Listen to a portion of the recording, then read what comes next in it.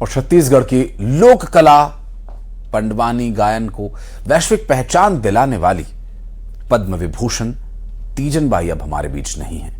भारतीय लोक कला में उनके असाधारण योगदान के लिए उन्हें पद्मश्री, पद्म भूषण जैसे कई सम्मान से सम्मानित किया गया।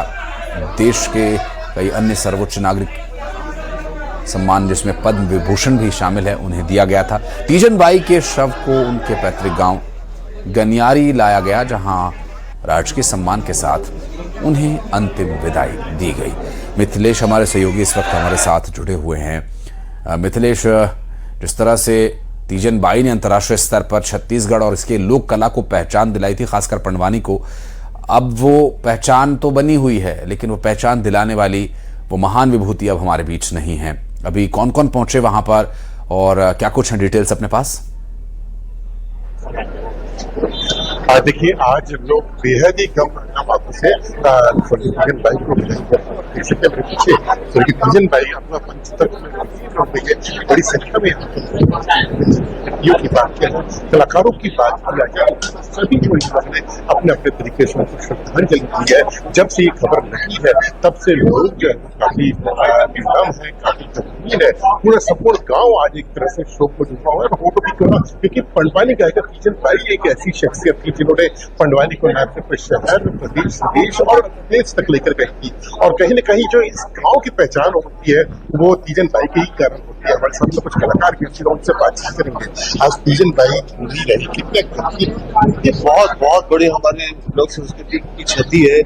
और मैं तो ये जो जानता हूँ कि गांव के लोग तो भले ही पंडवानी को जानते होंगे, पर शहर के लोगों ने पंडवानी को तीजन बाई जी से जाना।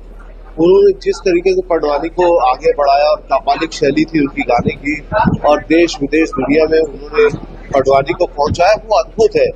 बहुत सारे लोग पंडवानी गायन करते हैं, कोई कापालिक शैली में करता है, कोई वेदमती शाखा में, और तीजन बाई जी का मुकाम अलग ही लेवल का था, इसलिए वो पद्मश्री, पद्म विभूषण सब थी।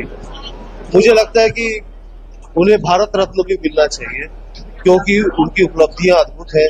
और जिस तरीके से उन्होंने पंडवानी के बहुत सारे स्टूडेंट्स भी, कितने लोगों को पंडवानी, देश विदेश से स्टूडेंट भी आते थे उनसे पंडवानी के बारे में जानने के लिए, सीखने के लिए, तो उन्होंने बताया, सिखाया। मैंने भी रंग संगीत पंडवानी पे एक शोध किया था, उसके लिए भी मैं उनके पास में गया तो 7 दिन उन्होंने अपने पास रोज शाम को बुलाती थी।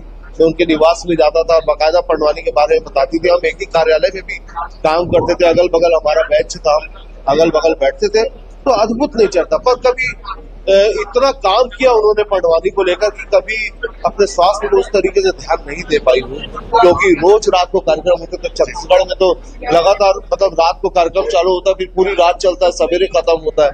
तो वो रोज उनके कार्यक्रम होते थे। ऐसा नहीं होता था कि किसी दिन एक दिन गैप हो जाए। तो असमय खाना, असमय सोना, ये सारी चीजें जो है उनके स्वास्थ्य को, नहीं तो अभी वो और कुछ समय। कितनी अपूरी क्षति मानते हैं, बहुत अपूरी क्षति है। महाभारत की गाथा करते करते ये चीज खुद कहता है, हमारे छत्तीसगढ़ में सबसे बेहतरीन कलाकार जिन्हें इतने ज्यादा अवार्ड मिले, पद्मश्री, पद्म विभूषण सम्मान, संगीत कला अकादमी की पुरस्कार है, बहुत सारे ऐसे पुरस्कार उनको मिले हैं। मेरे ख्याल से छत्तीसगढ़ में ऐसा पुरस्कार किसी कलाकार को नहीं मिला और बहुत ही अपूर्ण क्षति है।